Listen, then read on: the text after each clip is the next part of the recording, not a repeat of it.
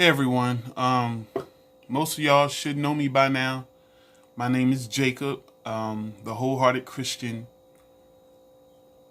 preacher, apologist, author.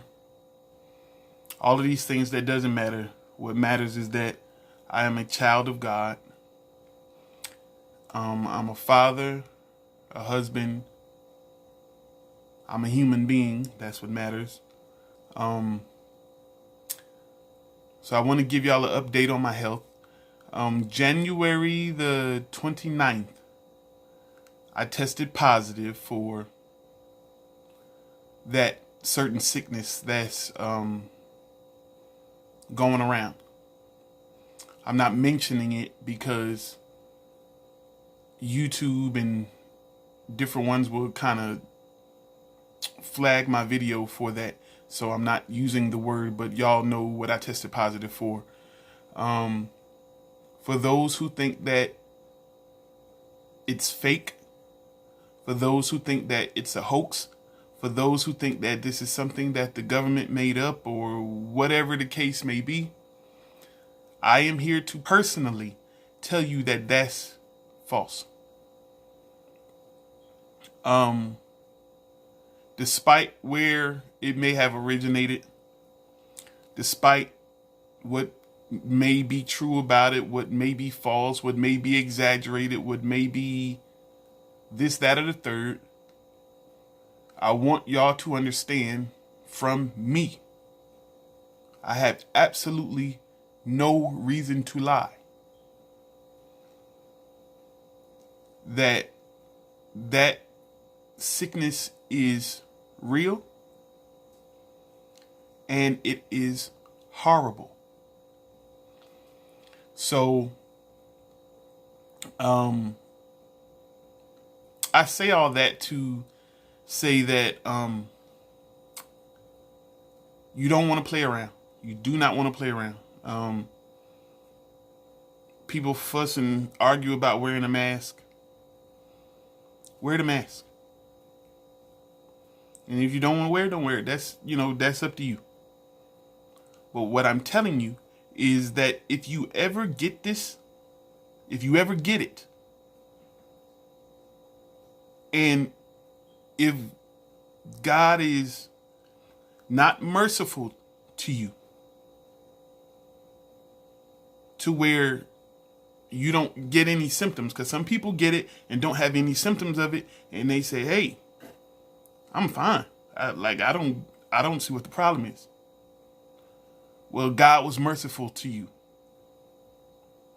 However, for those of us who God has allowed to get this thing, because now, mind you, I still say for a fact that God was absolutely merciful to me, because I never needed any type of respiratory help. So I never had to go to no doctor. I didn't have to get on any machines or anything like that. Thank God. He was merciful to me in that. God was merciful to me in the fact that I wasn't hospitalized. I didn't have to go to the hospital, or stay in the hospital rather. Now I did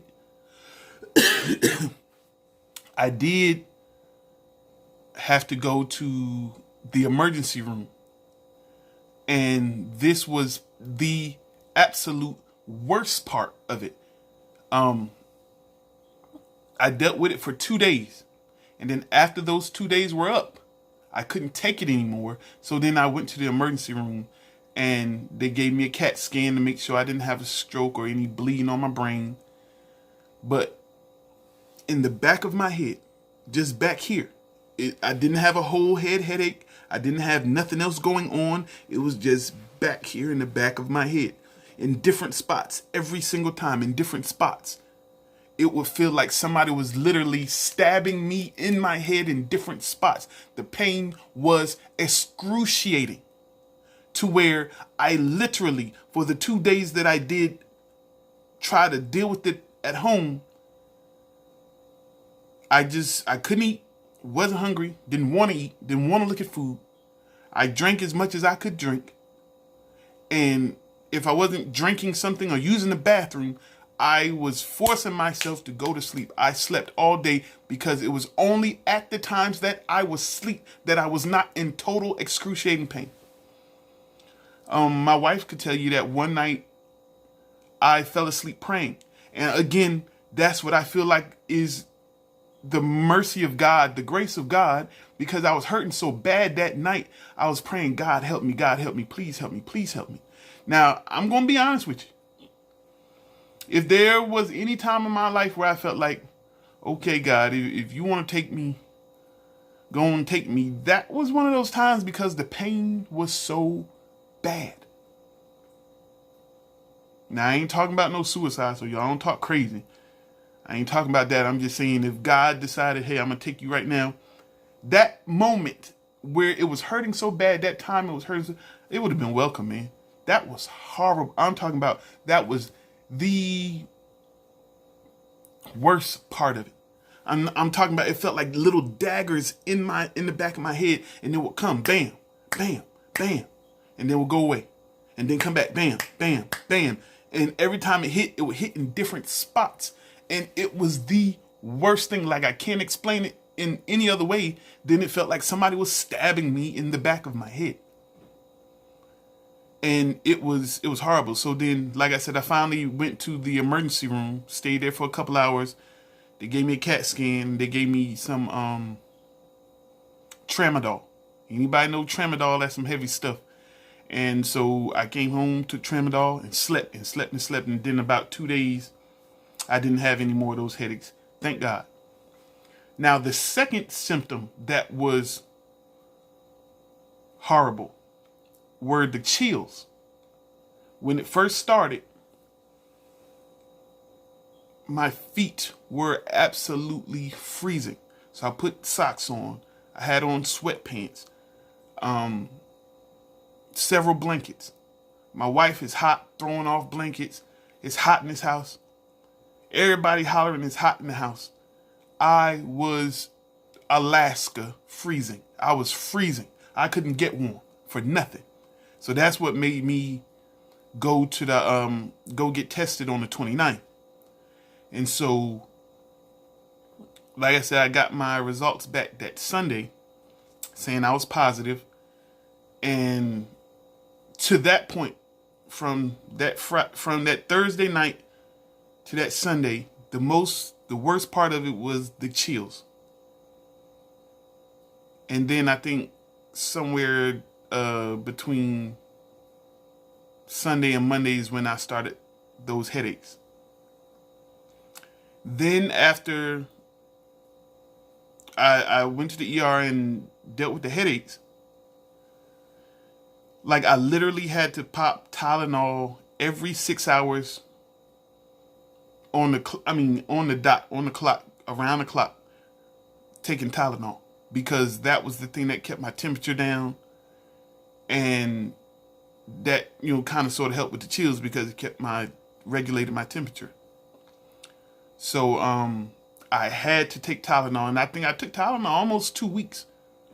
Almost, not quite 2 weeks, but almost 2 weeks, maybe a few 2-3 days short of 2 weeks. I took that Tylenol, and as you see, I still got this bad cough, and it's not as bad as it was, because it was horrible to where I would cough and it would jar my bones, and my bone. That's another symptom, the aching bones. When I would cough, I would get like a coughing spell where I'd cough several times at once, and my bones, especially in my shoulders and all up here in my chest, it would jar like to where I would be in physical pain for like at least 2 or 3 minutes every time I coughed. So that was horrible too. The aches were horrible. So to me, aside from the headache part, I would say it felt like the flu on steroids. To me, that's about as plain a way as I can put it. It felt like the flu on steroids. It was absolutely horrible. It was bad. It was, I don't know any other words to explain it. It was the worst. It was bad. It was really bad. I don't wish it on my worst enemy. It was horrible. And because it was so bad, I literally, like, when I quarantined. I stayed away from everybody. I didn't go nowhere. I stayed in the house. And that's another thing that some people may understand, some people may not understand. It messes with you mentally. It messed with me so bad mentally. Like, man, I just wanted to go to the store so I could see people, so I could be out of the house. It was like jail. And I've never been to jail, but if jail is anything like this, Lord, please don't never let me go to jail. It was horrible, like just being cooped up and confined to your one room. You in your one room, and then you go to the bathroom, which is right next to my room. So I'm in my room, or I'm in the bathroom, and I'm just there. And it was horrible. Like, anybody that knows me knows that, you know, I can stay home. I don't have no problem staying home.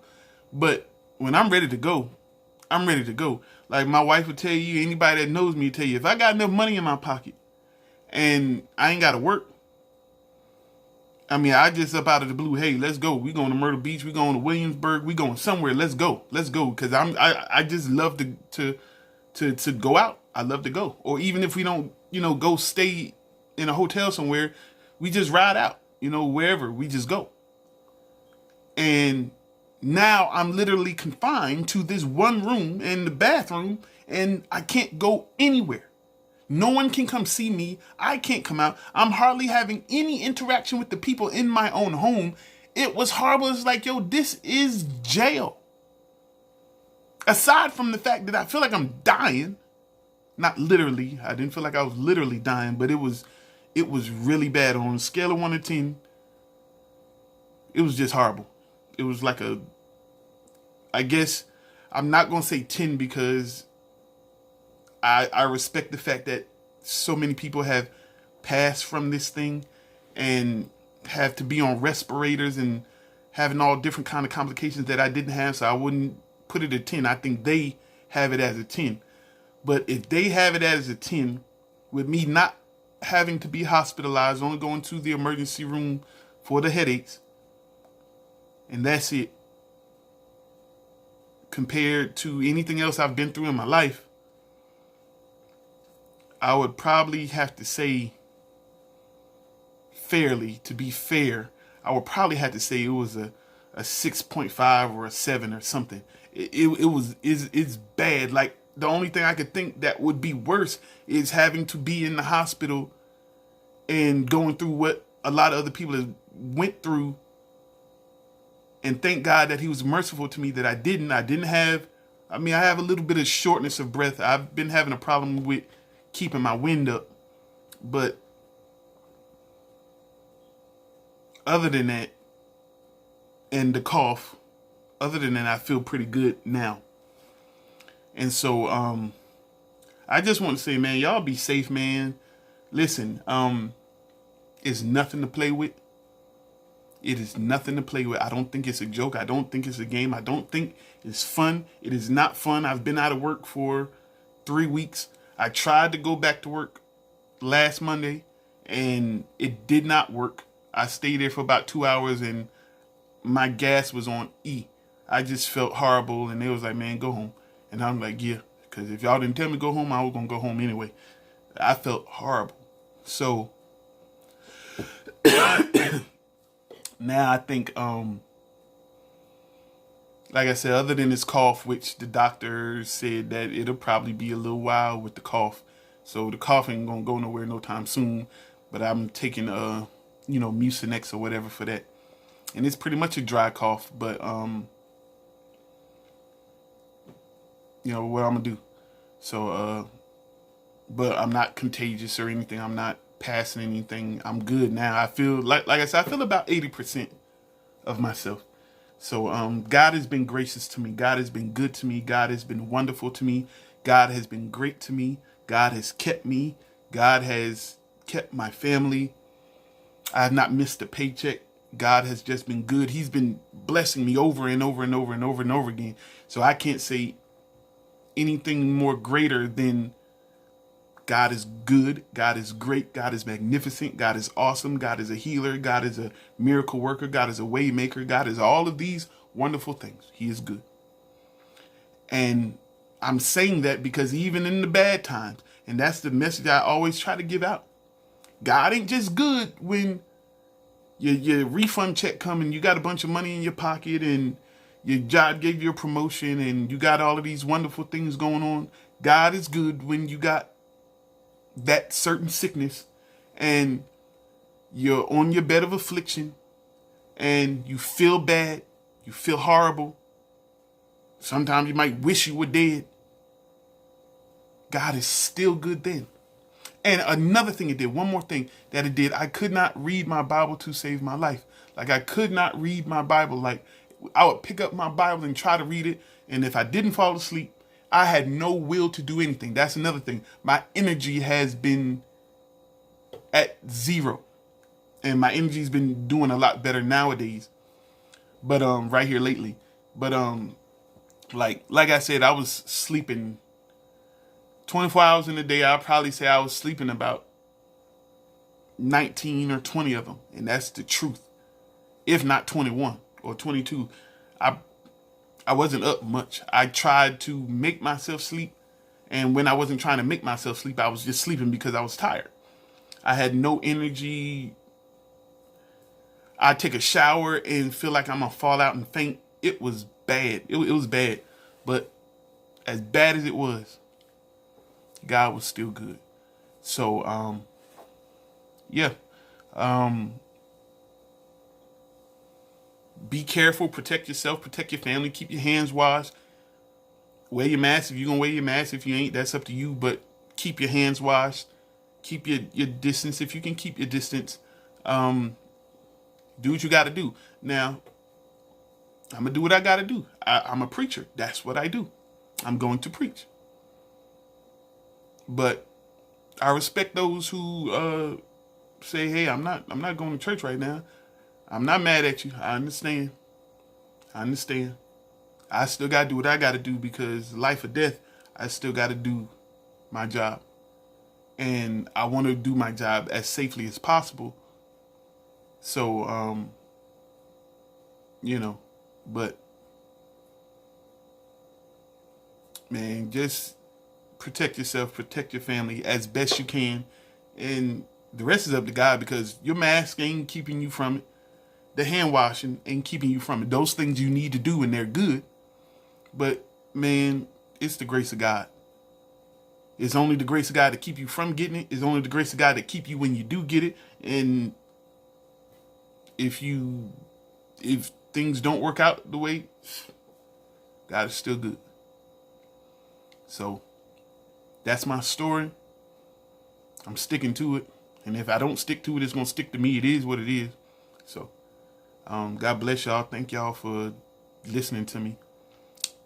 So peace, man. Y'all have a good one.